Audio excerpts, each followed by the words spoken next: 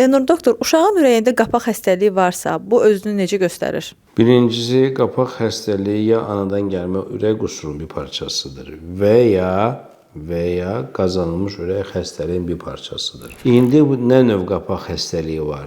Şax damar darlığı mı, şax damar ikitaylı olmağı mı, mitral qapağın açılmamağı, mitral qapağının çatmazlığı mı, paraşüt mitral qapaq dediyimiz, üçtəl qapaq çatmazlığı, hər hepsinin özünə görə kliniki əlamət biruzə verməyə fərqlənir. Ancaq, uşaq tez-tez boğazı gəlibsə, tez-tez xəstələnirsə, ildə 4-5 boğazda gəlibsə, o uşaqda ikitaylı qapaq çatmazlığı ehtimalı yüksəkdir və mütləq surətdə bu tür şikayətlərlə valideyn öz uşağını uşaq kardioloqa aparsın, orada bir dəyərləndirsin, bir baxsın. Ancaq yenə tənqi nəfəsi, boğulma və s. varsa, yenə də vaxt itirmədən bir uşaq kardioloqa müraciət eləməni tövsiyə edirəm. Çünki qapaqla zarafat eləmək olmaz. Onlar iləride tamamilə çöküb, əməliyyata qədər gedə biləcək, təmir olub və süni qapaq taxa biləcək xəstə halına gələ bilərlər. Bu tür videoları izləmək istəyirsinizsə, şərh bölümümüzə öz fikirlərinizi,